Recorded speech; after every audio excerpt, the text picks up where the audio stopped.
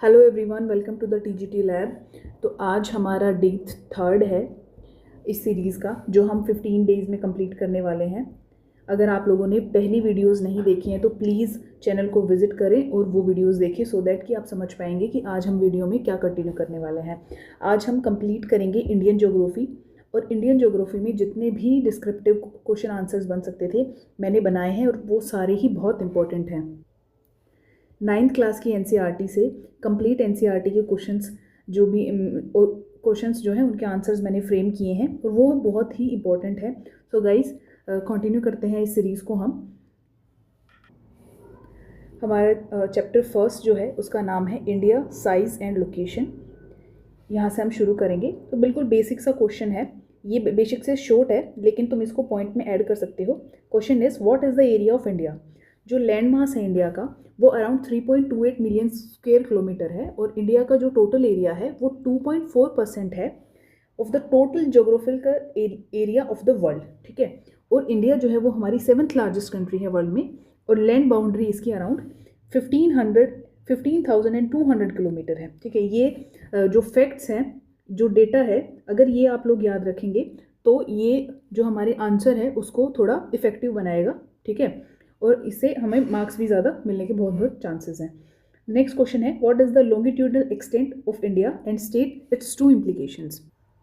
देखो गाइज, मैं तुम्हें लैटिट्यूड और लॉन्गिट्यूड का डिफरेंस बताती हूँ। ये अगर हमारी अर्थ है तो ये जो हमारी ये लाइंस जो हैं, जो ईस्ट टू वेस्ट जा रही हैं, इनको हम बोलेंगे लैटिट्यूड्स। तो जो ये लैटिट्यूड है, हमारी इंडिया का लैटिट्यूड है 8 डिग्री से लेकर और ये 37 डिग्री। ठीक है, ये हमारा ये वाला एक्सटेंशन है। ये है तो ऐसे, लेकिन इसको ऐसे काउंट करेंगे क्योंकि देखो 8 है, ये फिर 9 है, 10, 11, 12, 13, और ये जाते जाते ऐसे 37 तक जा रहा है। तो समझ आया? ये वाले जो है हमारा, ये लैटिट्यूड है, इसको हम लैटिट्यूड बोलेंगे। ठीक है, और जो हमारा लॉन्गिट्यूड है, जो कि हमें इस क्वेश्चन में पूछा हुआ है, लॉन्गिट्यूडनल एक्सटेंट, वो लॉन्गिट्यूडनल एक्सटेंट हम इसको बोलेंगे। ऐसे जो लाइंस आएंगी, ठीक है, पोल की तरफ से जो लाइंस आएंगी, और जो ये इक्वेटर के पैरेलल होंगी उनको हम क्या बोलेंगे? लैटिट्यूड्स। ठीक है, तो अब ये कितनी है? ये हमारा दे रखा है इन्होंने 68 degree 7 east to 97 degree 25 east. ठीक है, तो इसमें यही बता रखा है। ये जो टर्म, ये जो डेटा है, ये तुम्हें याद रखना है, और अगर क्वेश्चन आए तो ये लिखना है। इट विल शो कि आप एक्यूरेटली जानते हैं हमारे इंडिया का लॉन्गिट्यूड और लैटिट्यूड एक्सटेंट। सो इसमें बता रखा है ये ईस्ट है, और ये 30 डिग्री का जो है वो लॉन्गिट्यूडनल एक्सटेंशन है। 30 डिग्री का अब कैसे है मैं बताती हूँ। 97 में से अगर 68 माइनस करेंगे तो लगभग ये आएगा 29 पॉइंट समथिंग। तो इसको अप्रोक्सीमेटली हमने 30 माना है। ठीक है, और जो 1 डिग्री है वो इक्वल है हमारी 4 मिनट के। मतलब ये कि जो हमारी अर्थ रोटेट करती है वो 1 मिनट में 4 मिनट में 1 डिग्री रोटेट करती है। ठीक है, और तो इसका मतलब ये है कि वो 120 घंटे या 120 मिनट, जिसको हम 2 घंटे बोलते हैं।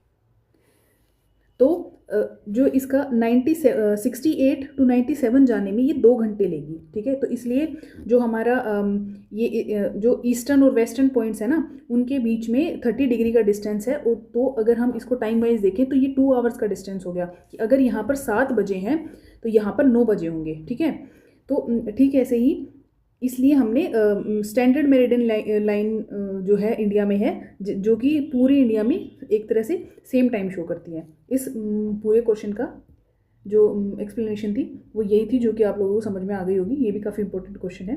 तो नेक्स्ट क्वेश्चन जो है, India has a long coast line which is advantageous. तो इसको एक्सप्लेन करो। ये इंडिया का मैप है और ये इसका पेनिनसुलर रीजन है। तो ये देखेंगे, ये यहाँ से गुजरात जब जाती है तो ठीक है, तो ये जो है इंडिया का जो कोस्ट लाइन है वो इंडियन ओशियन में सबसे ज़्यादा है, लंबी कोस्ट लाइन है। ये अराउंड 7,517 किलोमीटर है, और ये इंडिया के मैरीटाइम ट्रेड को बूस्ट देती है। कैसे देती है कि ऑलमोस्ट जो 90% ऑफ इंडिया का इंटरनेशनल ट्रेड है ना, वो सी के थ्रू ही करते हैं हम, और सी के थ्रू करते हैं। तो जो हमारी कोस्ट लाइन है वो इसमें बहुत मेजर रोल प्ले करती है, क्योंकि इंडियन ओशियन को ये डिवाइड कर देती है कैसे, ये 2 वाटर बॉडीज़ में डिवाइड करती है इंडियन ओशियन को। इस तरफ जो है वो हमारा अरेबियन सी है और इस तरफ जो है वो हमारा बे ऑफ बंगाल है। ये दोनों पॉइंट्स में यही बताया गया है। India central location at the head of the Indian Ocean and its long coast line have much help in its interaction through the sea. The sea routes passing through the ocean provide easy connectivity to India with the west and the east. अब जो western India के जो east side में है और जो west side में है, दोनों को ही हम ईजिली कनेक्ट कर सकते हैं। हमें दोनों ही तरफ जाने के लिए कोई भी कंट्री को क्रॉस नहीं करना पड़ेगा, क्योंकि हम यहाँ से सी के थ्रू डायरेक्ट उनसे ट्रेड कर सकते हैं। ठीक है, इसमें यही बता रखा है। India has developed many major port on its western and eastern coast. Some of them such as Mumbai, Kochi, Visakhapatnam have become centre of India's flourishing shipping industry.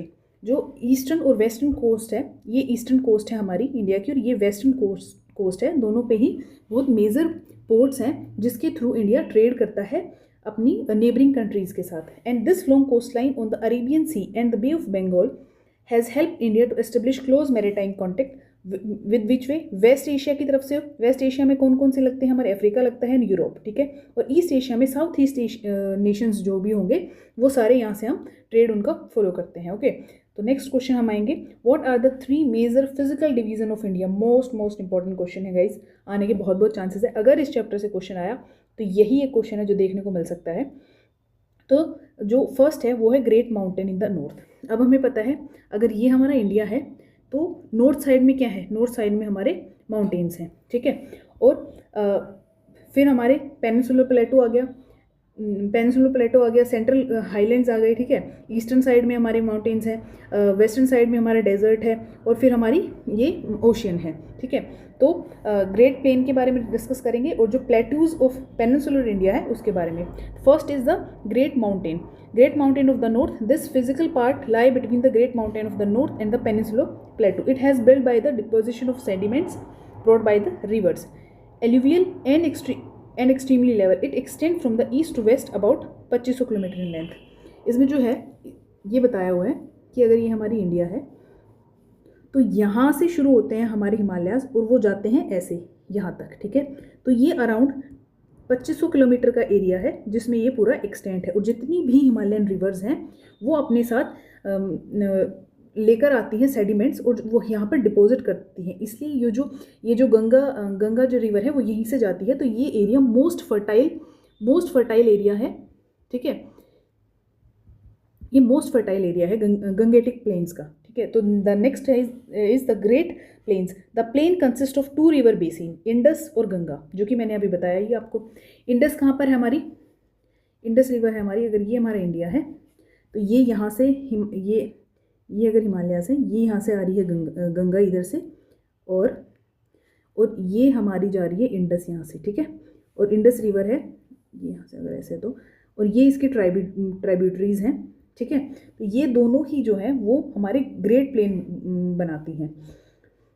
Brahmaputra basin भी जो है जो कि इधर से आती है, अरुणाचल प्रदेश से एंट्री लेती है। जिस पॉइंट से एंट्री लेती है उसका नाम नामचा बरवा है आई थिंक, ठीक है। और ये फिर ये इधर नॉर्थ ईस्टर्न स्टेट से होती हुई और फिर यहाँ से बांग्लादेश में एंटर हो जाती है और बांग्लादेश में एंटर होने के बाद इसका नाम पड़ जाता है जमुना। और इसका जो ये तिब्बतन रीजन में जो ब्रह्मपुत्रा होती है उसमें इसका नाम आई थिंक सांगपू करके कुछ है, ठीक है। तो ये इसमें बता रखा है ग्रेट प्लेन में। और फिर है the Indus and its tributary, the Jhelum, Chenab, Ravi, Beas, Sutlej Indus की ट्राइब्यूटरीज हैं। ये यहाँ पर जाके पूरा पंचनाड़ बना देती हैं, ठीक है। और ये फिर यहाँ से पाकिस्तान में फ्लो करती हैं। ये पूरा फर्टाइल एरिया है यहाँ का, ठीक है। अब the great plain of peninsular India, Ganga, Brahmaputra and there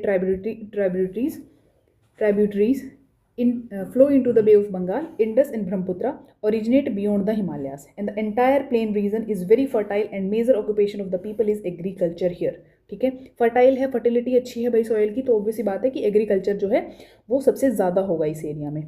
A large number of industries come up in the region, and this region has a dense network of transport, and this region is densely populated as well. जब हम population वाले chapter जो last chapter है उसमें पढ़ेंगे तो उसमें भी बताया जाए, उसमें क्वेश्चन दिया हुआ है मैंने कि कैसे जो हमारा पॉपुलेशन है इंडिया का वो डिस्ट्रीब्यूटेड कैसे है। कि आपने देखा होगा कि जो नॉर्दर्न प्लेन है वहाँ पर बहुत डेंसली पॉपुलेटेड एरिया है, लेकिन जो फिर बीच में आ जाते हैं तो वहाँ पे कम है। ठीक है, तो उसका रीज़न क्या है, इसके जोग्राफिकल रीजंस भी हैं जो हम आगे डिस्कस करेंगे।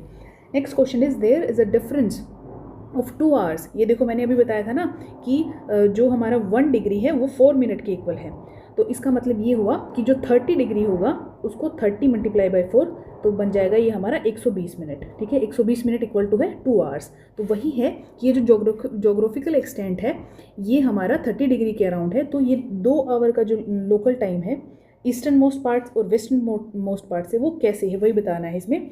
The difference in the local time between the eastern most part and the western most part is for 2 hour because there is a longitudinal distance of 30 degree. याद रखना है ये। और अगर इसके साथ साथ तुम ये वाला पॉइंट भी ऐड कर दोगे जो हमने यहाँ पढ़ा था कि 97 to 68 डिग्री इन 7, ठीक है, तो वेल एंड गुड हो जाएगा, मतलब 4 चांद लग जाएंगे आंसर पे, क्योंकि आपको पर्टिकुलर पता है, डेटा पता है, इसका मतलब आपकी नॉलेज काफ़ी डीप है इससे related. This distance makes a difference of 2 hours and hence when it's 6 a.m. in the Arunachal Pradesh then the local time at Saurashtra that is in the western part is supposed to be behind 2 hours as compared to the Arunachal Pradesh. ठीक है, therefore it is correct then when the sun has already risen in the Arunachal Pradesh it is still night in the Saurashtra. Okay guys, the next question is अब हमारा great peninsular प्लेटो के division के बारे में जो characteristics हैं वो हम डिस्कस करेंगे। गाइज मैंने इमेज ऐड कर दी है सो दैट कि आपको समझने में आसानी हो। Give main characteristics of the division of the great peninsular प्लेटो। ये हमारा इंडिया का मैप है guys, you can see here, ये हिमालय रीजन है। ठीक है, हिमालय रीजन है, यहाँ पर आ गई हमारी इंडो गंगेटिक प्लेन्स जो कि मोस्ट फर्टाइल है और इसी वजह से ये यहाँ पर हमारा यूपी वाला एरिया आता है। ठीक है, दिल्ली आता है ये, ठीक है हमारा, तो ये इस तरफ बिहार आता है हमारा, ठीक है, झारखंड आता है यहाँ पे। तो ये मोस्ट पॉपुलेटेड एरिया इसीलिए है क्योंकि ये मोस्ट फर्टाइल एरियाज़ हैं। ठीक है, यहाँ पर हमारी अरावली हिल्स होगी जो कि ओल्डेस्ट फोल्ड माउंटेन्स हैं हमारे। ठीक है, ये सेंट्रल हाईलैंड्स हैं और दक्कन प्लेटू है, ये वेस्टर्न घाट है जो कि मैंने आपको बताए थे, और ये ईस्टर्न घाट है, कोस्टल प्लेन्स हैं यहाँ। तो अब इसमें जो पूछ रखा है क्वेश्चन में वो यही है कि मेन कैरेक्टरिस्टिक्स बताने हैं ग्रेट पेनिनसुलर प्लेटो के। सेंट्रल हाईलैंड्स के बारे में डिस्कस करेंगे और फिर हम दक्कन प्लेटो के बारे में डिस्कस करेंगे। अब समझ आए कि ये हम किसके बारे में डिस्कस कर रहे हैं, पिक्चर से आपको अच्छे से क्लियर हो गया होगा।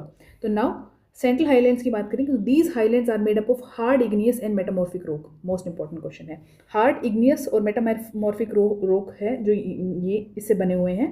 Old Aravalli range border it in the north west. देखो अब ये ईस्ट है, ये वेस्ट है, ये नॉर्थ है, तो नॉर्थ वेस्ट में क्या है, इसके अरावली हिल्स हैं, यहाँ पे दिख रही है आपको, ये नॉर्थ वेस्ट में, सेंट्रल हाईलैंड के नॉर्थ वेस्ट में अरावली हिल्स हैं। And the central highland further consist of the Malwa plateau in the west and Chhota Nagpur region in the east. ये यहाँ पर छोटा नागपुर प्लेटू है और इसकी जो वेस्ट साइड है, मालवा प्लेटू जो है वो इसके वेस्ट साइड में है, यहीं पे मालवा प्लेटू है। ठीक है, The eastward extension of the Malwa Plateau is known as the Bundelkhand and Bhagelkhand in the southern UP and northern MP. जो ईस्टर्न एक्सटेंशन है ना, ये मालवा प्लेटो का जो ईस्टर्न एक्सटेंशन है इस तरफ जो है उसको हम बुंदेलखंड भी बोलते हैं। ये हमारे एनसीईआरटी में भी एज इट इज़ दी हुई, वहीं से लिए मैंने lines. The Malwa plateau is drained by the southern tributaries of the Yamuna and the Ganga. Damodar river drain the Chota Nagpur Plato. Okay, अब आते हैं हम दक्कन प्लेटो के बारे में। ये सेंट्रल हाईलैंड्स के बारे में हमने लिख दिया भाई, इसके नॉर्थ ईस्टर्न में अरावली हिल्स हैं, ये बना हुआ है हमारा किसका, इग्नियस और मेटामॉर्फिक रॉक्स का, और सेंट्रल हाईलैंड जो है इस तरफ ये मालवा प्लेटूज़ हैं, और ये किस रीजन में पड़ता है वो भी हमने बता दिया। अब जो नेक्स्ट है वो है दक्कन प्लेटू। अब हम इसकी बात करेंगे। दक्कन प्लेटू हमारा जो है ना रेक्टेंगुलर शेप में है, ये लाइन भी तुम ऐड कर सकते हो, शायद इसमें लिखी है मैंने। The Deccan प्लेटू extend of the river Narmada in the southern tip of the peninsula India. जो यहाँ पर है ना, ये हमारी नर्मदा है इस तरफ। It is one of the oldest earth block and is made up of the hard igneous and metamorphic rocks. ये जो है इग्नियस और मेटामॉर्फिक, ये ओल्डेस्ट क्यों है, क्योंकि जब हमारा ये रीजन था, ये पूरा जो इंडो ऑस्ट्रेलियन प्लेट है वो जब हमारी यूरेशियन प्लेट में जाके कन्वर्ज हो गई थी, तभी तो हमारे ये जो हिमालयाज़ हैं इनकी फॉर्मेशन हुई थी। और ये क्या है, हमारे हिमालयाज़ जो है ये यंग फोल्ड माउंटेन है। फोल्ड माउंटेन्स जो होते हैं, जब दो टेक्टोनिक प्लेट्स जब आपस में मिलती हैं तो उनके मिलने से जो है ये अपलिफ्ट हो जाती है यहाँ की जो ये ज़मीन है, ठीक है। तो इसी को हम क्या बोलेंगे, ये जो हमारे बने हैं ये यंग है, क्योंकि ये हिमालयाज़ जो हैं ये लेटेस्ट फॉर्म है कि दो प्लेट्स की कन्वर्जन का लेटेस्ट फॉर्म है, इसलिए इनको यंग बोलते हैं। और इससे पहले जो इंडो ऑस्ट्रेलियन प्लेट थी ये अलग थी, तो इसमें जो ये इंडियन प्लेट थी इसमें पहले से दक्कन प्लेटू है, तो ये क्या हो गया, ये बहुत ओल्डेस्ट हो गया। अब द नेक्स्ट है जो सतपुरा रेंज है, northern Mahadeo hills Maikal range from its northern edge eastern. जो इसमें सतपुरा रेंज की बात की गई है, ये जो सतपुरा रेंज है ये यहाँ पर है, ये बीच से गई यहाँ पे नर्मदा की जो नॉर्दर्न साइड है उसमें जो है ये है विंध्या रेंज, और जो उसकी सदर्न साइड है उसमें है सतपुरा रेंज, ठीक है। ये माउंटेन्स की रेंज है, ठीक है, दोनों विंध्या और सतपुरा, और इनके बीच से जाती है नर्मदा, ये भी तुम ऐड कर सकते हो। तो जो सतपुरा है ये जो हमारा दक्कन प्लेटू है इसकी नॉर्दर्न साइड में पड़ गई, ठीक है। तो यही बता रखा है इसमें, the western Ghat form its western edge which is much steeper and higher than the eastern one. अब देखो जितने भी हमारे पोर्ट्स होंगे ना, ज़्यादा से ज़्यादा पोर्ट्स हमारे ना वेस्टर्न साइड में ही हैं। वेस्टर्न साइड में क्यों है, क्योंकि यहाँ पर एक स्टीप बनाता है ये, यहाँ पर जो वाटर है वो इतना डेप्थ में नहीं है, और ईस्टर्न साइड में ज़्यादातर हमारी डेल्टा देखने को मिलेगा। और one of the major delta यहाँ पर हमें देखने को मिलता है जो गंगा रिवर बनाती है, ठीक है, largest delta in the world, Sundarban delta बनाती है, ठीक है। तो इसलिए यहाँ पर जो है हमें पोर्ट्स कम देखने को मिलेंगे और वेस्टर्न साइड में पोर्ट्स ज़्यादा हैं, इसका यही रीज़न है। The eastern edge is marked by eastern Ghat which are broken in the small hills by river. ये क्वेश्चन यहीं तक था, तो आपको अब ये क्वेश्चन ज़्यादा अच्छे से समझ में आ गया होगा, ठीक है। नेक्स्ट क्वेश्चन में अगर हम चले तो नेक्स्ट है what is the significance of Himalaya. अब हिमालय की सिग्निफिकेंस क्या है भाई, हम सबको ही पता है हिमालय की सिग्निफिकेंस क्या है, पर हम एक बार देख लेते हैं। The Himalaya stand like a mighty mountain wall in the northern India. ये इंडिया है हमारी, जो कि हमने अभी देखा, ये हमारा हिमालय है, हमें पूरी प्रोटेक्शन देता है। कैसे देता है, जो भी नॉर्दर्न साइड से हमारी विंड्स आती हैं उनसे। और ये जो हमारी ये मेडिटेरियन सी है, जब हम क्लाइमेट वाले क्वेश्चंस करेंगे तो उसमें देखेंगे जब वहाँ से जितनी भी विंड्स आती है उसकी हमें सर्दी से बचाता है, काफ़ी सारी चीज़ों से बचाता है, हम यहाँ पे डिस्कस करेंगे। They separate the Indian subcontinent from the rest of the Asia, obviously बात है। They have vast snowfields glacier which are the source of the numerous perennial rivers, and these rivers provide water for irrigation, navigation and generation of hydel power। जो perennial rivers हैं वो उसके बारे में हम आगे बताएंगे ये क्या है। पूरा क्वेश्चन बनाया हुआ है मैंने, अभी के लिए जान लो कि वो नदियाँ जिनमें पूरे साल भर पानी रहता है उसको हम पेरिनियल रिवर्स बोलते हैं। And these rivers provide water for irrigation, navigation and generation of hydel power. The Himalaya act as a climate barrier, ये मैंने बता ही दिया कैसे वो हमें प्रोटेक्ट करता है। They protect the northern plain in particular from freezing cold winds. They also stop and deflect the rain bearing winds. Forest provide a suitable habitat for wild life and they have many wild life sanctuaries. ये भी important point है। The Himalaya also have been beautiful hill station, Shimla, Mussoorie, Nainital, Darjeeling, हम सब घूमने ही जाते हैं। Attractive tourist place है और एक तरह से हमारा टूरिज्म भी इसकी वजह से बूस्ट होता है। ओके, नेक्स्ट क्वेश्चन है हमारा, state the differences between island group of India. Island group है, हमने बताया था, इस तरफ ये अरेबियन सी है और इस तरफ हमारा बे ऑफ बंगाल है, ठीक है। तो इस तरफ जो है हमारे वो लक्षद्वीप आइलैंड्स हैं और इस तरफ हमारे अंडमान एंड निकोबार आइलैंड्स हैं। उन्हीं के बारे में बताना है कि इनका बीच क्या डिफरेंस है। सीधा सीधा डिफरेंस तो यही हो गया कि अंडमान निकोबार हमारे बे ऑफ बंगाल में है और लक्षद्वीप हमारे अरेबियन सी में है। ये दोनों हैं यहाँ पे, ठीक है। और दूसरा, they were found in volcanic eruption. जो अंडमान निकोबार है उनमें वॉल्केनिक इरप्शन की वजह से वो बने हैं और इसमें एक हमारा एक्टिव वॉल्केनो भी है जिसका नाम है बैरन आइलैंड, ठीक है। एक्टिव वोल्केनो हमारा one and only active volcano कहाँ पर है हमारा, ये है अंडमान एंड निकोबार आइलैंड्स में। They are bigger in size and are more numerous and scattered, okay. And these island lie close to the equator and experience equatorial climate. It has thick forest cover and great diversity of flora and fauna. Port Blair जो है capital है अंडमान निकोबार की। The next है Lakshadweep island, पता है Arabian sea में है, लेकिन ये फॉर्म किससे बने हुए हैं? ये कोरल रीफ से बने हुए हैं, कोरल पॉलिप्स से बने हुए हैं, पूरे आइलैंड कोरल पॉलिप्स से बने हुए हैं। यहाँ की पॉपुलेशन सबसे ज़्यादा कम है। One of the Indian territory, union territory है जिसकी सबसे कम पॉपुलेशन है।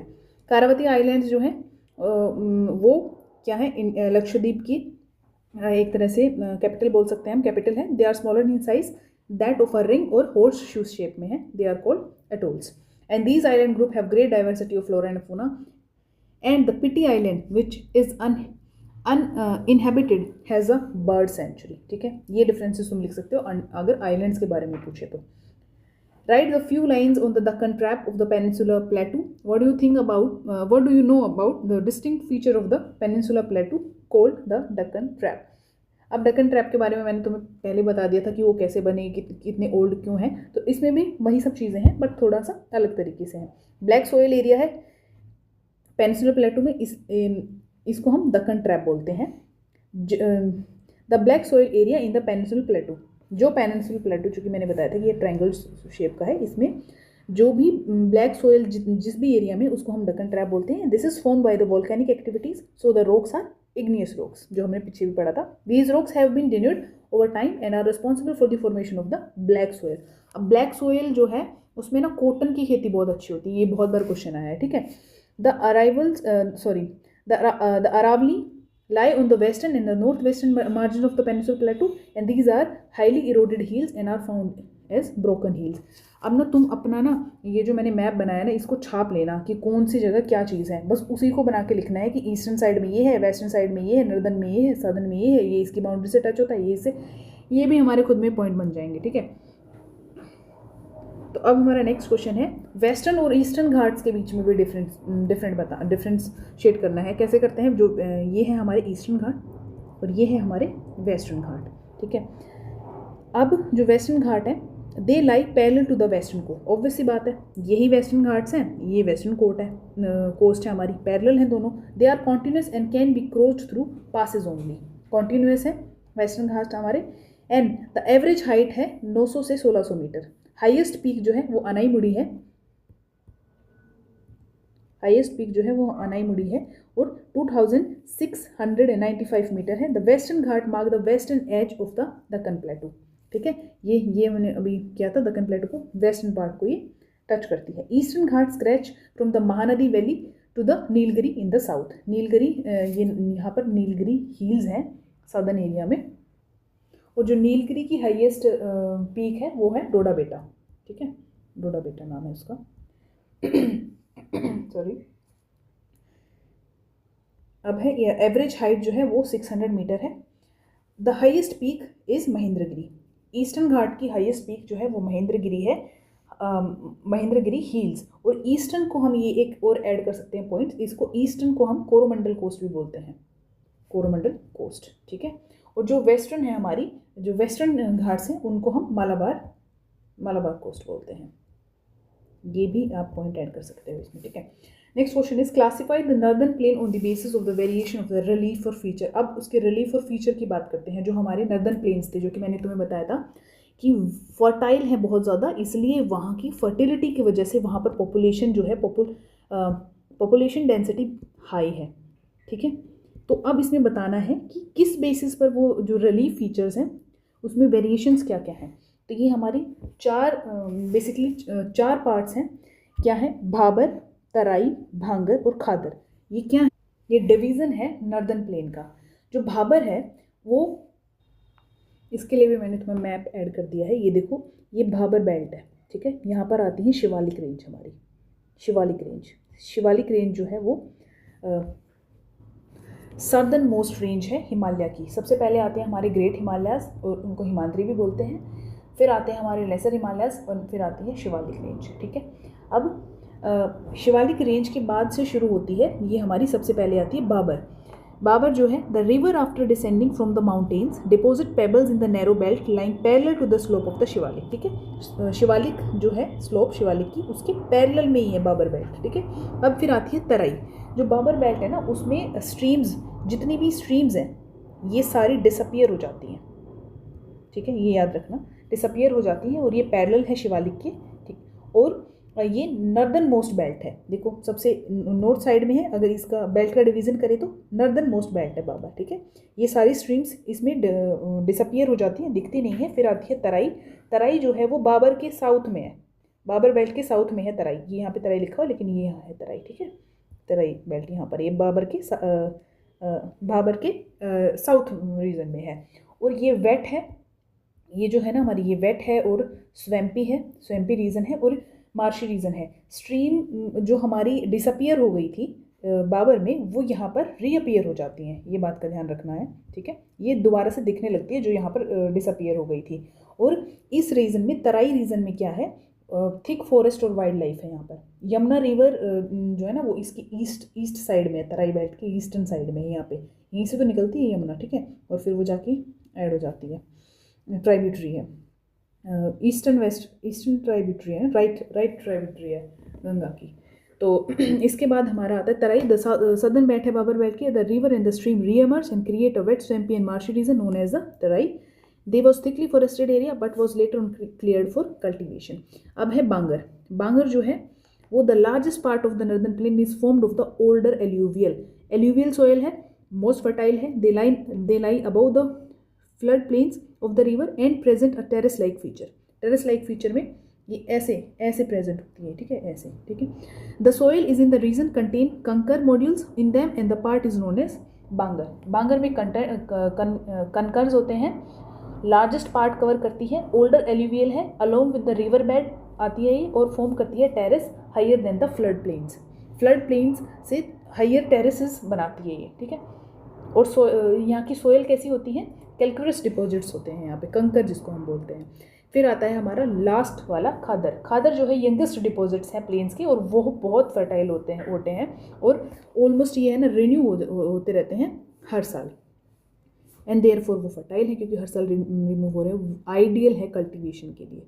ये था हमारे, बहुत इंपॉर्टेंट है, ये याद रख लेना तुम, बाबर तराई बांगर, ठीक है, बाबर तराई बांगर खादर, ठीक है। ये BTBK से याद रख सकते हो तुम न्यूमोनिक बना के। तो नेक्स्ट क्वेश्चन है theory of the plate tectonic. ये काफ़ी इंपॉर्टेंट क्वेश्चन है, अगर तुम्हें आए तो ये करना है। जो हमारे अर्थ के साइंटिस्ट थे, जियोलॉजिस्ट थे, उन्होंने काफ़ी सारी थ्योरीज दी हैं, उनमें से एक थ्योरी भी है थ्योरी ऑफ प्लेट टेक्टोनिक्स। और थ्योरी के अकॉर्डिंग जो हमारी क्रस्ट है, मैं तुम्हें एक बार ये बता देती हूँ। मान लो ये अर्थ की लेयर है, अर्थ की लेयर ऐसे है कि यहाँ पर बना देती हूँ, ये है हमारी क्रस्ट, ये है हमारी मेंटल और ये है हमारी कोर। तो इसमें बता रखा है जो अपर पार्ट है ना अर्थ का, that has been formed out of 7 major and some minor plates. जो क्रस्ट है ये हमारी मान लो अर्थ है, ठीक है, ये अगर हमारी अर्थ है तो इसका जो अपर लेयर है जिसको हम क्रस्ट बोल रहे हैं, उसमें 7 मेजर प्लेट्स हैं और कुछ माइनर प्लेट भी हैं। तो जो माइनर प्लेट है ना वो 6 हैं, ठीक है, 6 माइनर प्लेट हैं और 7 मेजर प्लेट्स हैं। तो जो 7 मेजर प्लेट्स है ना वो हमारी हैं, यूरेशिया है, अंटार्कटिका हो गया, नॉर्थ अमेरिका है, साउथ अमेरिका हो गया और अफ्रीका हो गया, और अफ्रीका की साइड में हमारी इंडियन प्लेट हो गई। ये हमारी 7 मेजर हैं और इनके ही साथ साथ में ही वो हमारी 6 माइनर भी दे रखी हैं। तो इसमें यही बता रखा है कि the movement of these plate resulted in the building up the stress with the plates leading to the folding, faulting and volcanic activities. जब ये प्लेट्स जो मेजर और माइनर प्लेट्स हैं, जब ये आपस में टकराती हैं, आप एक दूसरे से दूर होती हैं, कन्वर्ज होती हैं, डाइवर्स होती हैं या साथ साथ में चलती हैं, तो इसकी वजह से बहुत सारी एक्टिविटीज़ होती हैं, वॉल्केनिक एक्टिविटीज़ होती है, फोल्टिंग भी आती है, फोल्डिंग भी आती है। फोल्डिंग का मतलब जो हमने पढ़ा था ना अभी कि जो हिमालय माउंटेन्स हैं वो यंग फोल्ड माउंटेन्स हैं। यंग फोल्ड माउंटेन का यही मतलब है कि वो डाइवर्जेंट, जब 2 प्लेट्स डाइवर्स हुई तब जाके उन्होंने यंग फोल्ड माउंटेन्स बनाए जो कि हिमालयाज हैं हमारे। टेक्टोनिक प्लेट्स क्या होती हैं, distinguish between converging and diverging tectonic plates. अभी मैं बता रही थी कन्वर्जिंग का और डाइवर्जिंग का। जो tectonic plates according to the theory of the plate tectonics, the earth crust that is the upper part. अभी बताया ना कि क्रस्ट, मेंटल और कोर, तो क्रस्ट जो है वो अपर पार्ट है, has been formed out of the 7 major and some minor, और they comprise of earth solid upper crust as well as part of the denser mantle below. ये mantle यहाँ पे crust के नीचे है। The movement of the plate result in the building up of the stress within the plate and continental rock above leading to the folding, faulting और volcanic, वही same है। When some plates move और come toward each other they are called converging, ठीक है, ये converge हो रही हैं, एक दूसरे की तरफ आएंगी तो कन्वर्ज होंगी तो फोल्ड माउंटेन्स बनाएंगी। डाइवर्स होंगी उसको डाइवर्जन बोलेंगे जब एक दूसरे से दूर जाएंगी। In this case they may collide, crumble and slide under each other. ये मान लो ये हमारी प्लेट है और ये हमारी प्लेट है, ठीक है। अगर ये कन्वर्ज होंगी तो हो सकता है ये ऊपर उठ जाए, हो सकता है ये इसके नीचे चली जाए और ये इसके ऐसे ऊपर आ जाए, ठीक है। When some plate move away from each other, they are called diverging plate, जो कि मैंने अभी बताया जब वो एक दूसरे से दूर जाएंगे। In this case, they form new crust or the sea floor spread, ठीक है। सी फ्लोर स्प्रेडिंग भी हो सकता है, लेकिन अगर वो एक दूसरे के पास से गुजर रही है ऐसे तो उसको हम ट्रांसफॉर्म बोलते हैं, ठीक है, ट्रांसफॉर्म। अब नेक्स्ट है शॉर्ट नोट बनाना है इस पे इंडियन डेजर्ट पे, सेंट्रल हाईलैंड पे और आइलैंड ग्रुप ऑफ इंडिया पे। ये मैंने तुम्हें पहले बता दिया, बस इसके तुम स्क्रीनशॉट लेके रख लेना बेशक से। इंडियन डेजर्ट का नहीं बताया, उसको बता देती हूँ। The Indian desert lie toward the western margin of the Aravalli hills. हमने अभी पढ़ा था कि अरावली हिल्स यहाँ पर है हमारी इस तरफ, ये जो हमारा मालवा प्लेटू था उसके ईस्टर्न साइड में है अरावली हिल्स, जो कि ओल्डेस्ट फोल्ड माउंटेन्स हैं, ठीक है। तो इसकी जो वेस्टर्न साइड है उसमें हमारे इंडियन डेजर्ट आ जाता है। It is a undulating sandy plain covered with the sand dunes. Sand dunes हैं यहाँ पर हमारे। फिजिकल ज्योग्राफी जब हम पढ़ेंगे तो उसमें बताऊंगी सैंड ड्यून्स कैसे बनते हैं, इसमें पूरी कंप्लीट थ्योरी है उसमें। This region receive very low rainfall below 150 mm per year, इस वजह से ही तो वो वहाँ पर डेजर्ट है। It has arid climate with low vegetation cover and stream appear during the rainy season only, and soon they disappear into the sand as they do not have enough water to reach the sea. Luni river is the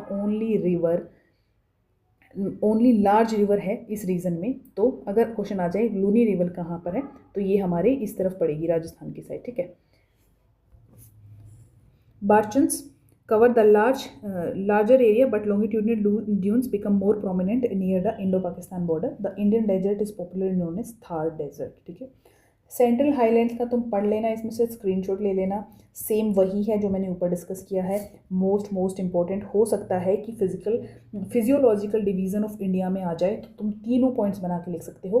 first Indian desert, फिर central highland और island of group of India, तीनों को define कर देना, most effective answer बन जाएगा।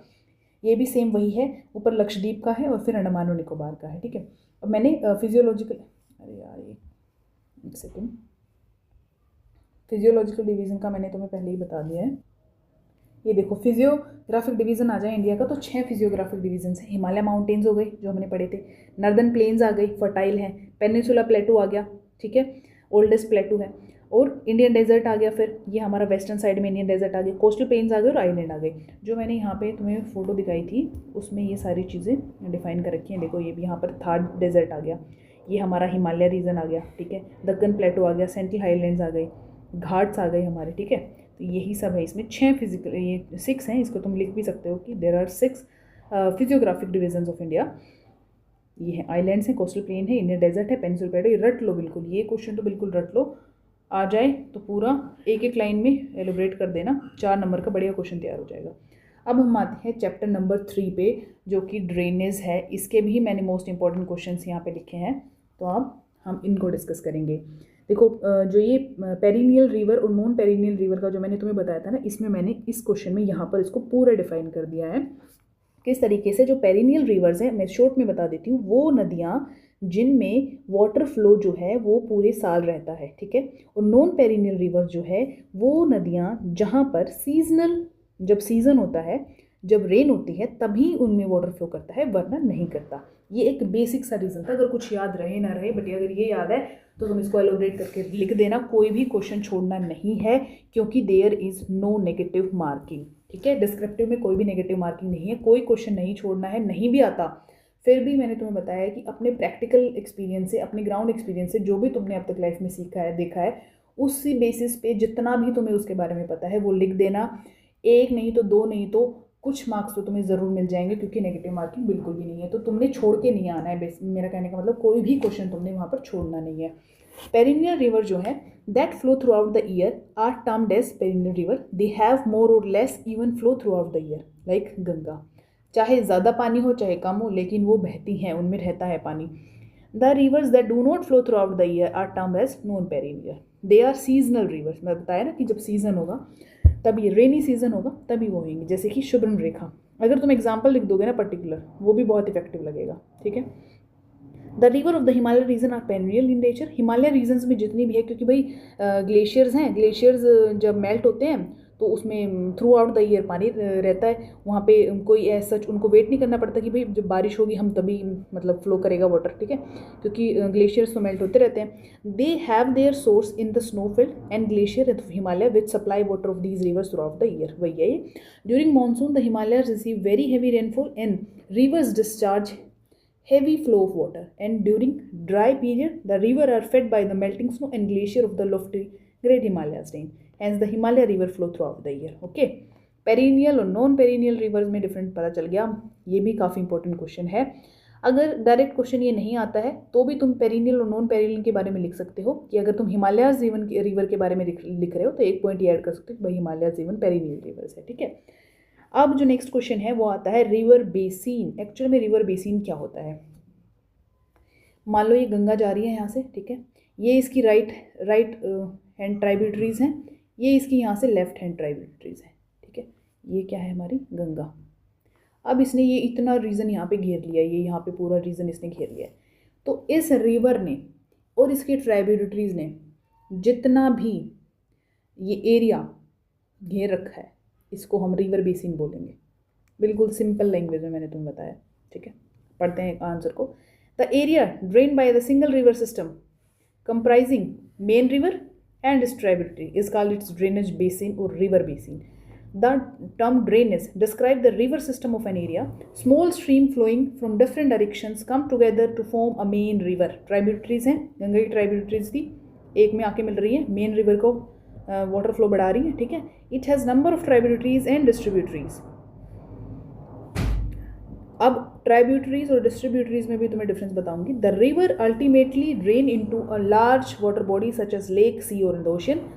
सही बात है, गंगा जाके एट द एंड ओशन में तो मिलती है, जब यहाँ पे वो हमारा सुंदरबन डेल्टा बनाती है, ठीक है। The area drain by the main river, its tributary and distributary is term as the river basin. वही है, ठीक है, समझ में आ गया ना। गंगा जो है लार्जेस्ट रिवर बेसिन है इंडिया का। एग्जाम्पल के उस पर लिख देना, गंगा लार्जेस्ट रिवर बेसिन है। The river Indus has the largest basin but most of its lies outside India. बताया था। पंचनाड़ कहाँ पे बनाती है वो जाके? इंडस पाकिस्तान में बनाती है। पाकिस्तान में बनाती है तो आउटसाइड इंडिया हो गया ना। अगर हम इंडिया की बात करें तो इंडिया में जो लार्जेस्ट रिवर बेसिन है वो हमारा गंगा का है, ठीक है, ये याद रख जाएगा। यही लिखना है तुमको। ट्राइब्यूटरी और डिस्ट्रीब्यूटरीज में मैं अंतर बताती हूँ। मान लो ये हमारी रिवर है, ठीक है, इसमें जो भी नदियाँ आके मिल रही हैं वो इसकी ट्राइब्यूटरी है। लेकिन अगर ये रिवर यहाँ आके दो उसमें फ्लो हो गई तो ये डिस्ट्रीब्यूट होगी, ठीक है, तो ये डिस्ट्रीब्यूटरी बन गई। डिफरेंस समझ आया? Next question is write a note on the east flowing and the west flowing river of the peninsula India. East और वेस्ट फ्लोइंग रिवर के बारे में तुम्हें बताना है। ये ईस्ट फ्लोइंग रिवर्स हैं और ये वेस्टर्न फ्लोइंग रिवर्स हैं, ठीक है। Peninsula plateau of India is marked by a large number of east flowing rivers and a few west flowing rivers. जितनी भी ईस्टर्न साइड में है वो ज़्यादा हैं और वेस्टर्न साइड वाली जो है वो कम है, ठीक है। Most of the major river of Peninsular India such as Mahanadi, Godavari, Krishna, Kaveri, their tributaries flow eastward. Eastern side में है ये सारी, ठीक है। अब they rise from the western Ghat and the highland of the Deccan Plateau flow toward east and drain into the Bay of Bengal. इधर Arabian सी है, इधर बे ऑफ बंगाल है, तो सारी बे ऑफ बंगाल में ड्रेन होती हैं जाके। Only two big rivers that is Narmada और तापी, वो हमारी अरेबियन सी में आती हैं, ठीक है। वो कहाँ पे ड्रेन होती है? अरेबियन सी में। जो हमारी नर्मदा है वो नर्मदा अमरकंटक हील से निकलती है, ठीक है। They rise from the Satpura range and Amarkantak hill, follow westward through fault and drain into the Arabian sea. मैंने बताया था ना कि जो हमारी जो नर्मदा रिवर है वो सतपुरा विंध्या ऊपर है और सतपुरा नीचे है, इनके बीच से जाती है नर्मदा। और ये कौन सी है? ये वेस्ट फ्लोइंग रिवर है, ओनली वेस्ट फ्लोइंग रिवर। और भी है लेकिन ये लार्जेस्ट वेस्ट फ्लोइंग रिवर है। The coastal plain between western Ghat and the Arabian sea are very narrow. Coastal plain जो है वो बहुत ही नैरो है वेस्टर्न घाट और अरेबियन सी में।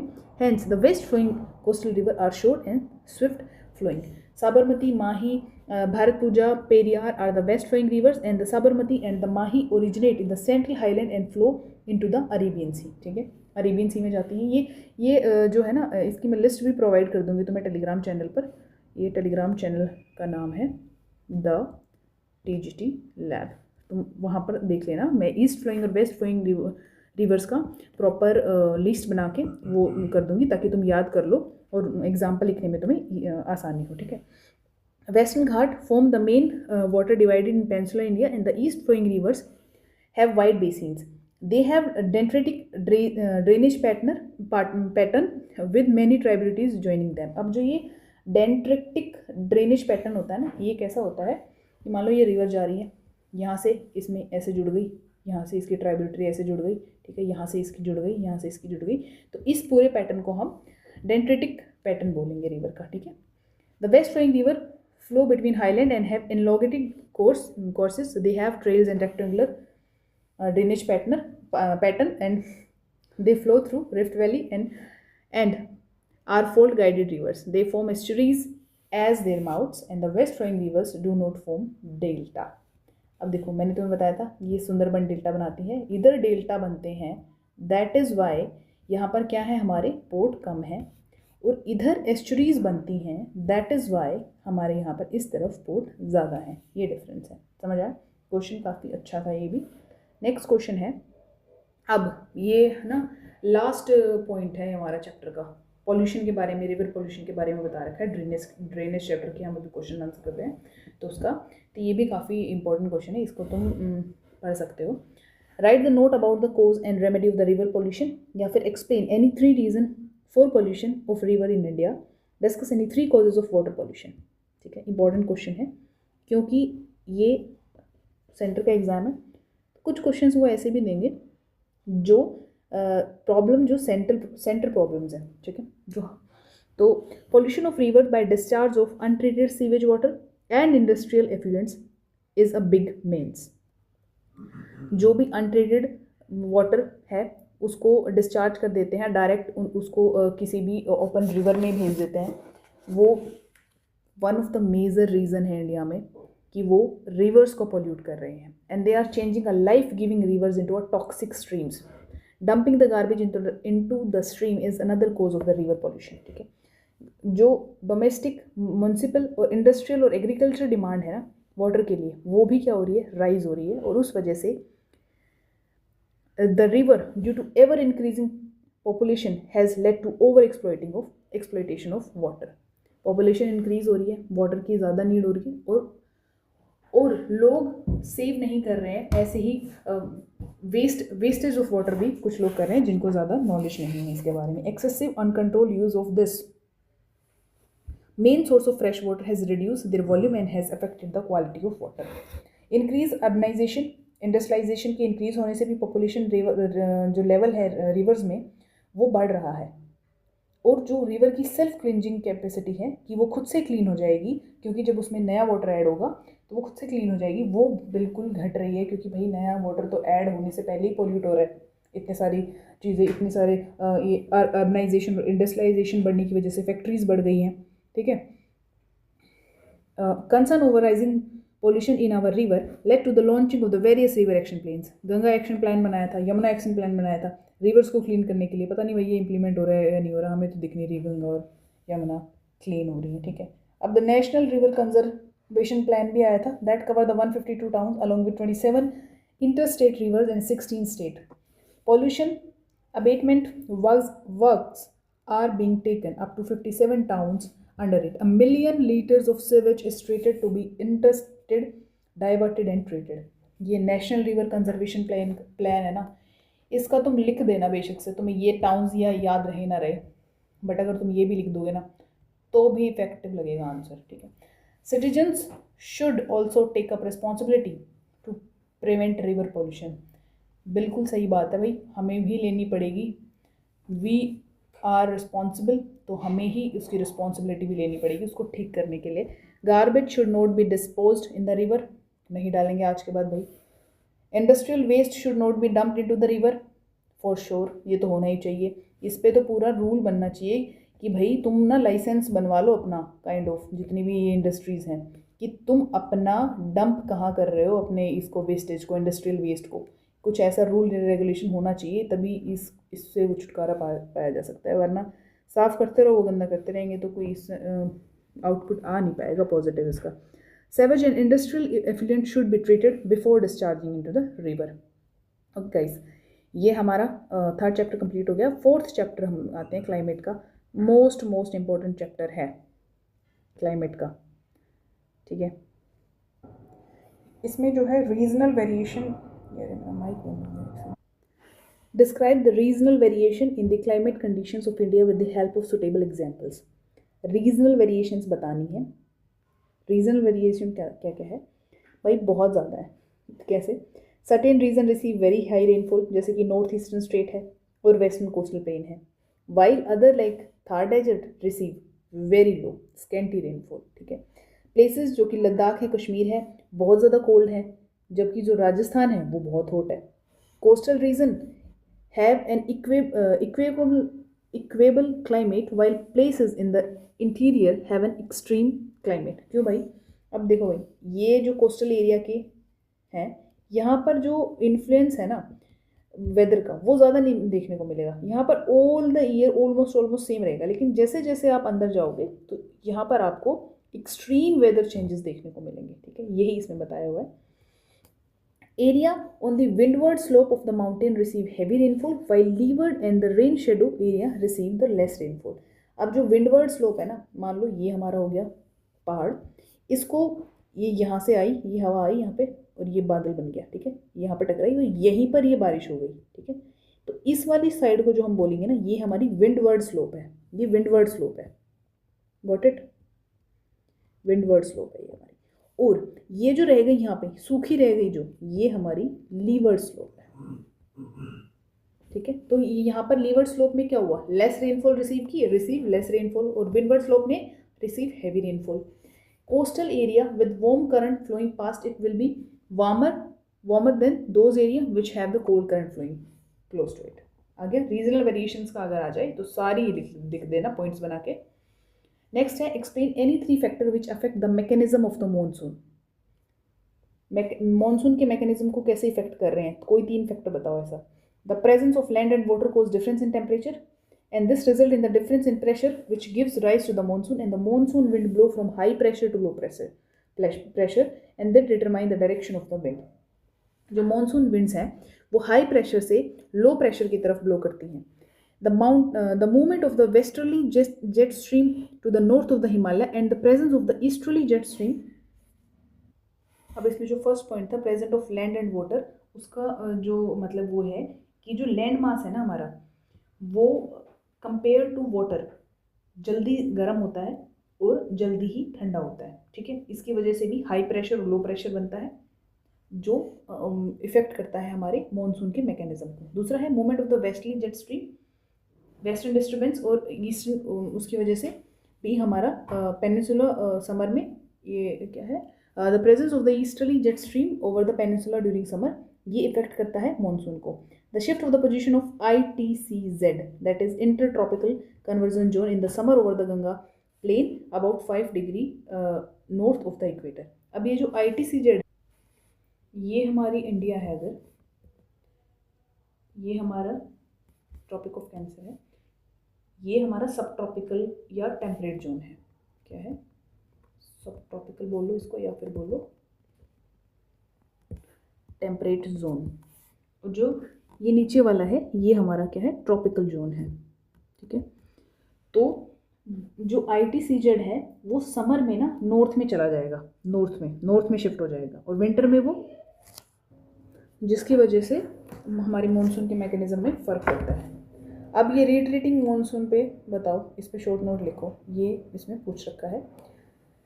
द मंथ जो है अक्टूबर नवंबर का mark a period of transition from hot rainy season to the cold dry winter condition and this period is known as retreating monsoon और transition season. ये लिख लेना भाई, बिल्कुल याद कर लेना। अक्टूबर नवंबर का जो सीज़न होता है वो हमारा रिट्रीटिंग मॉनसून का सीज़न होता है, because the south west monsoon, जो साउथ वेस्ट मॉनसून है, जो यहाँ से आ रही हैं ये विंड्स, वीक हो जाती हैं यहाँ से। ये आई थिंक जून से शुरू होती है और होते होते ये पूरा यहाँ पे पहुँच जाती हैं अक्टूबर तक, और फिर जब ये रिट्रीट होती हैं, जब ये वापस आती हैं तो ये वीक हो जाती हैं, क्योंकि पूरा अपना ये जो भी लेके गई थी साथ वो पूरा वहाँ पे बरस जाती हैं, ठीक है। एंड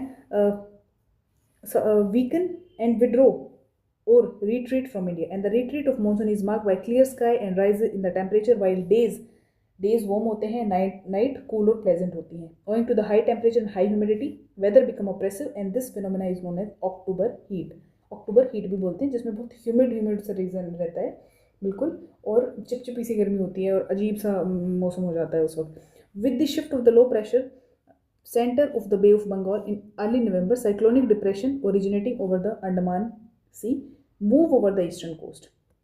साइक्लोन जो जब ये शिफ्ट हो जाती है लो प्रेशर पे, तो बे ऑफ बंगाल में है ना, जो नवंबर की स्टार्टिंग में है, साइक्लोन डिप्रेशंस आने लगते हैं, ओरिजिनेट हो जाते हैं अंडमान सी में, और वो फिर ईस्टर्न कोस्ट की तरफ जाते हैं. ईस्टर्न कोस्ट हमारी कोरमंडल कोस्ट है, और जो हमारी वेस्ट है वो मैंने बताई थी मालाबार कोस्ट है, और वो रिसीव करती है bulk of the rainfall.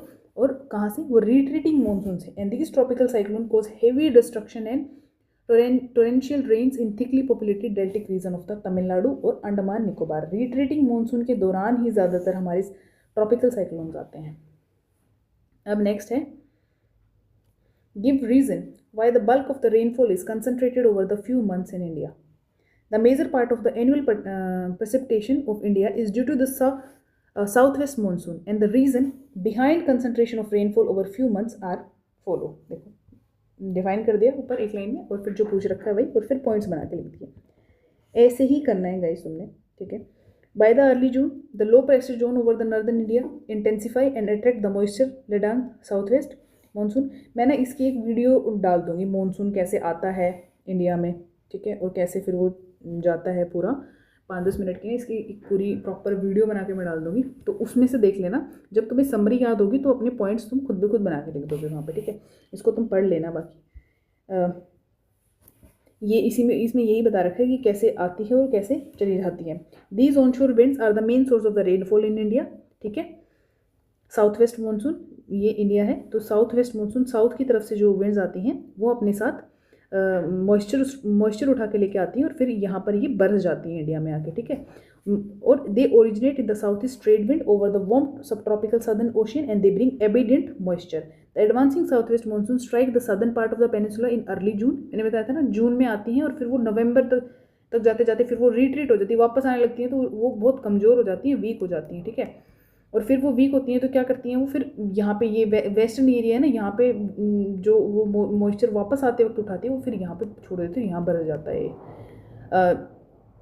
Bye July it has its way over entire India. पूरी इंडिया को क्रॉस कर चुकी होती है, और फिर ये यहाँ पे पहुँच जाती है नॉर्थ ईस्टर्न स्टेट में. नॉर्थ ईस्टर्न स्टेट में ये फिर वहाँ जाके खासी जो हिल्स हैं हमारी, वहाँ पे मेरे को पॉइंट या ना प्रोनाउंसिएशन नहीं हो रही, मानसेवर करके कुछ वो है, वहाँ पे फिर हाईएस्ट रेनफॉल रिकॉर्ड होता है, ठीक है, क्योंकि वो वहाँ पे जाके बरसती है, और एक तरह से वहाँ भी फिर यही फॉलो करती है पैटर्न. कौन सा?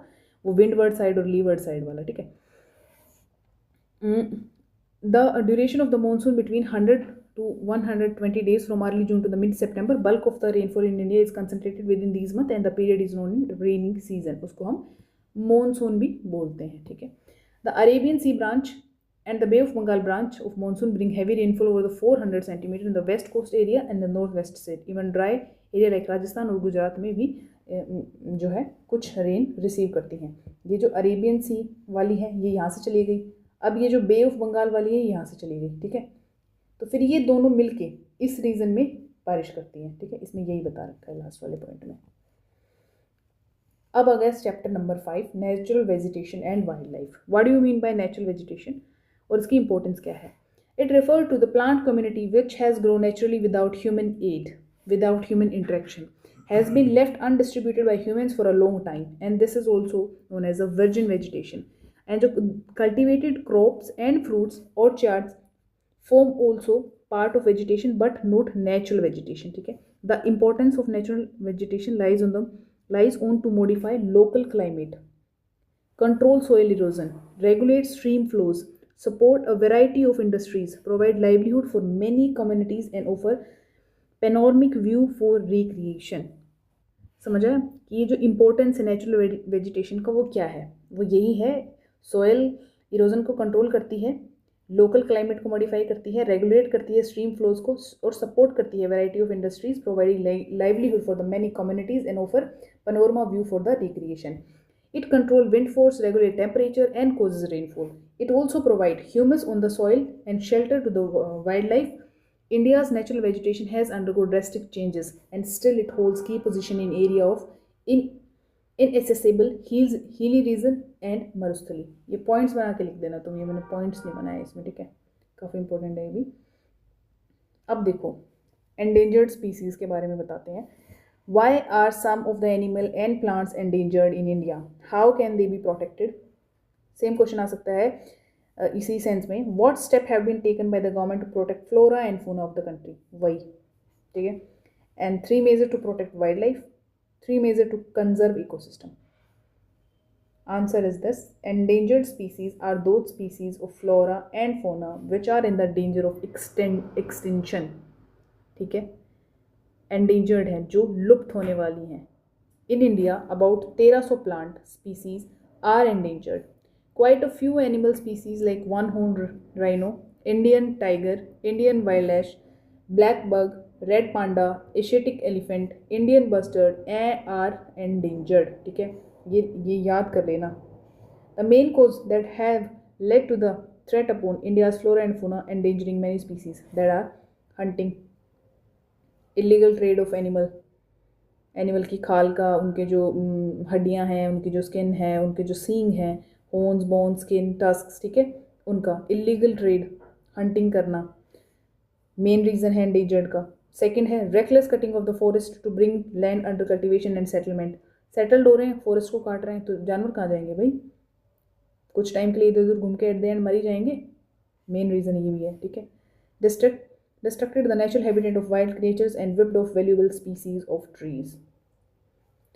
Pollution due to chemical industrial waste, acid deposit have brought down numerous of plants and animals जो कि खत्म हो गए हैं. Introduction of the alien species that may be hostile to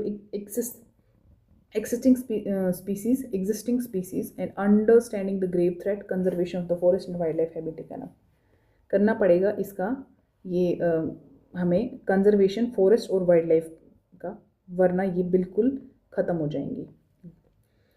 next है government, NGOs, wild life organisation and volunteer have taken up activities to protect wild life and plant. They include, अब ये activities जो इन्होंने steps लिए हैं वो इसमें है. 14 biosphere reserves to protect biodiversity बनाए हैं. प्रोजेक्ट टाइगर है, प्रोजेक्ट राइनो है, प्रोजेक्ट ग्रेट इंडियन बस्टर्ड है, and other eco development projects to protect endangered species. 89 national park है, 492 वाइल्ड लाइफ सेंचुरीज हैं, जूलॉजिकल गार्डन्स हैं, protected and reserve forest, botanical gardens to protect the endangered species along with other type of flora and fauna. Wild life protection act to safeguard wild life. Afforestation, social programs and awareness campaign can also help to protect endangered species. Deforestation होता है, afforestation होता है. Afforestation मतलब कि पौधे लगाना. ठीक है. Next question is biosphere reserve पे नोट लिखना है. इम्पोर्टेंस क्या है उसकी और उसके ऑब्जेक्टिव्स क्या हैं. Basically biosphere reserve are a series of multi-purpose protected area linked through a global network intended to demonstrate the relationship between conservation and development. The sole purpose is conservation of flora and fauna. Biosphere reserve का main purpose है. Biosphere reserve play an important role in maintaining the ecological balance. Ecology को जो हमारी उसको balance करने में, ecosystem को balance करने, इकोसिस्टम में इकोलॉजी को बैलेंस करने के लिए इम्पोर्टेंट रोल प्ले करते हैं बायोस्फीयर रिजर्व्स. बायोस्फीयर रिजर्व्स में क्या होता है कि भाई जो भी है उसमें कोई भी एक्सटर्नल एक्टिविटी जो हम कर रहे हैं, जो कि हमने यहाँ पे डिस्कस की थी कि किन किन वजह से एंडेंजर्ड हो रहे हैं, वो सब एक्सटर्नल एक्टिविटीज़ पूरी बैन कर दी जाती हैं, पूरे रूल्स रेगुलेशन बना दिए जाते हैं, तो जिसकी वजह से हम रिजर्व कर पाते हैं उन चीज़ों को. In biosphere all living beings are interrelated and interdependent on each other for survival. कोई बाहर का इंट्रैक्शन नहीं होगा तो एक दूसरे पे डिपेंड करेंगे. And this life supporting system is called ecosystem. Vegetation and wildlife are the two valuable resources of the biosphere and the biosphere reserves are set up to protect them and maintain diversity. Most important है ये भी. Main objectives जो है वो क्या है?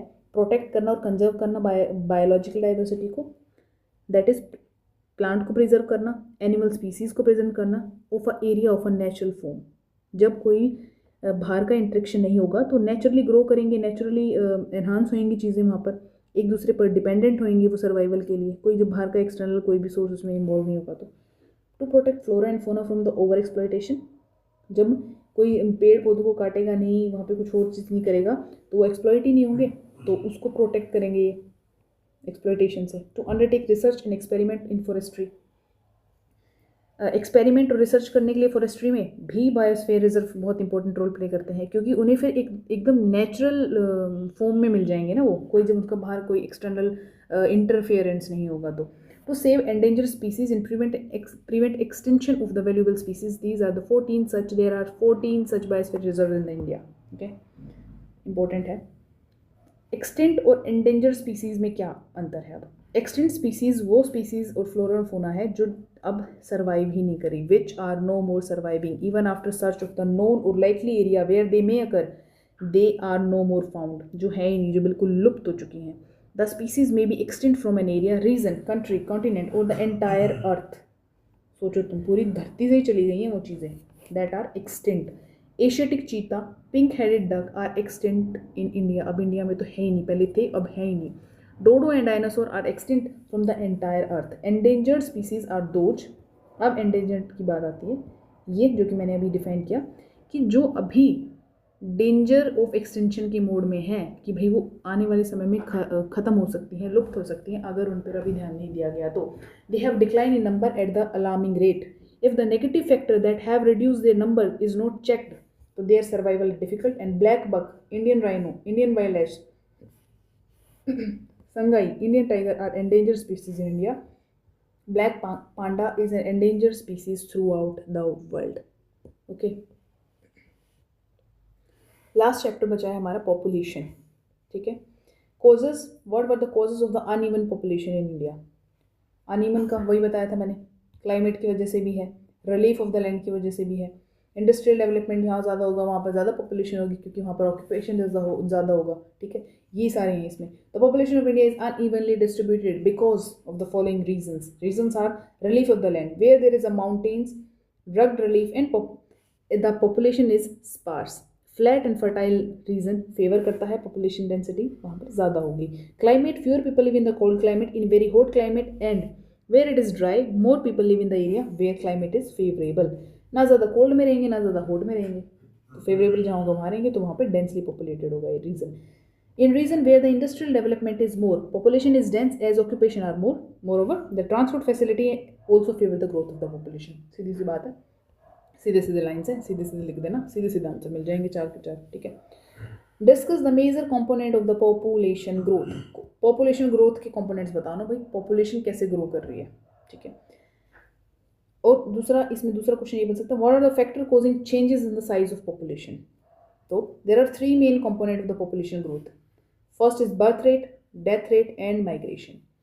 Birth rate, बच्चे पैदा हो रहे हैं जब, डेथ रेट जब किसी की डेथ हो रही है, माइग्रेशन जब कोई बाहर जा रहा है, ठीक है, देश छोड़ के दूसरे उसमें जा रहे हैं, माइग्रेट हो रहे हैं एक जगह से दूसरी जगह, चाहे वो विद इन कंट्री भी हो सकते हैं और आउटसाइड द कंट्री भी हो सकते हैं। Birth rate is the number of live birth पर 1000 person in a year and death rate is the number of death पर 1000 पर्सन इन अ ईयर। एक साल में 1000 लोगों के ऊपर कितने लोगों की डेथ हुई है वो डिफाइन करता है डेथ रेट, और कितने लोगों का जन्म हुआ है वो डिफाइन करता है बर्थ रेट। ठीक है, the difference between birth rate and death rate is known as the natural increase of the population. Birth rate में से अगर डेथ रेट को माइनस कर दें तो ये हमारा आ गया नेट इंक्रीज इन पॉपुलेशन। ठीक है, higher birth rate with low death rate result in the higher rate of the population, और उल्टा इसका lower rate of the population हो जाएगा।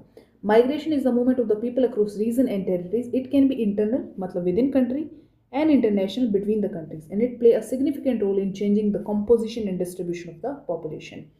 इसी की वजह से तो अगर बर्थ रेट ज़्यादा है, डेथ रेट ज़्यादा है और एंट्री एग्जिट कितनी है कंट्री में, ये सारे ही फैक्टर, ये 3 फैक्टर ही तो कंट्रोल करेंगे कि पॉपुलेशन इंक्रीज होगी या पॉपुलेशन डिक्रीज होगी। ठीक है गाइस, अब नेक्स्ट क्वेश्चन की तरफ चलते हैं। नेक्स्ट क्वेश्चन है हमारा, how does migration affect the population of a nation? Migrate करके जा रहे हैं या आ रहे हैं, कैसे वो पॉपुलेशन को अफेक्ट करेगा, और कोजेज़ क्या है माइग्रेशन के, क्यों हो रहा है migration. Migration play a very significant role in changing the composition of distribution of the population of the nation. कैसे? इंपॉर्टेंट डिटरमिनेंट है पॉपुलेशन चेंज का size. it changes the population size of the nation and area influenced by it. देखो, अब immigration का मतलब है ना, वो इन माइग्रेशन है, मतलब इन मतलब एंट्री हो रही है, और एक होता है एमिग्रेशन जो ई से शुरू होता है. ठीक है, ई का मतलब एग्जिट. ठीक है, इससे याद रख सकते हो तुम, मतलब जा रही है. एमिग्रेंट हो रहे हैं मतलब बाहर जा रहे हैं, और इमिग्रेंट हो रहे हैं मतलब अंदर आ रहे हैं. इतना समझ आया? Migration also affect population composition in term of age, sex and sex composition. Migration take place due to the following reason. कैसे होता है? Better employment opportunity. अगर किसी देश में ज़्यादा मिल रही हैं तो उस देश में तो जाएंगे हम. बेटर लिविंग कंडीशन और हेल्थ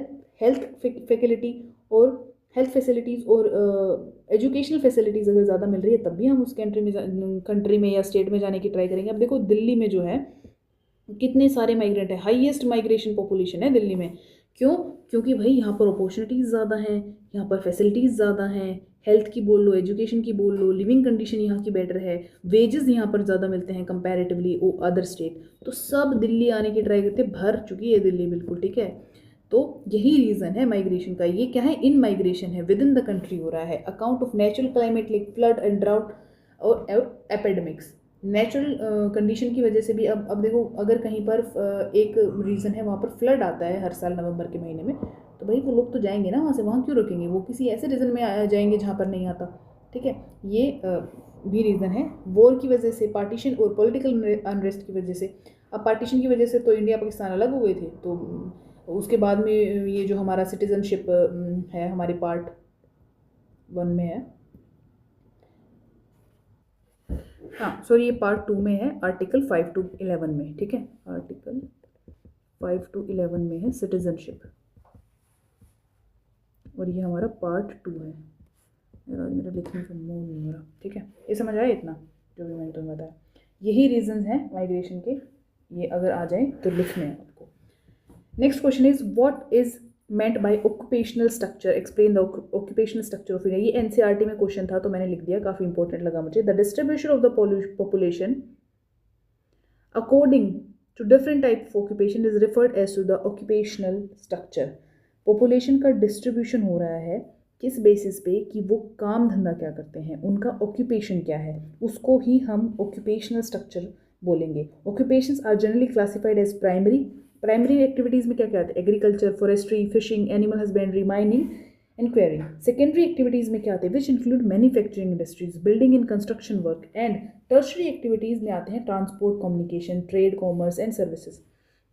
तो यही प्राइमरी, सेकेंडरी और टर्शरी एक्टिविटीज़ जो हैं, इसमें अलग अलग लोग काम कर रहे हैं, तो उनका ऑक्यूपेशन डिवाइड हो गया एक तरह से ना, अलग अलग ऑक्यूपेशन है उनका. तो उसी तरीके से हम इसको बोलेंगे ऑक्यूपेशनल स्ट्रक्चर. तो इन तीनों को तुम डिफाइन कर सकते हो वहाँ पे क्वेश्चन में. इन India about 64% of the population engage in the agriculture itself. ठीक है, तो proportion of the population dependent on secondary and tertiary sector is about 30 to 20%.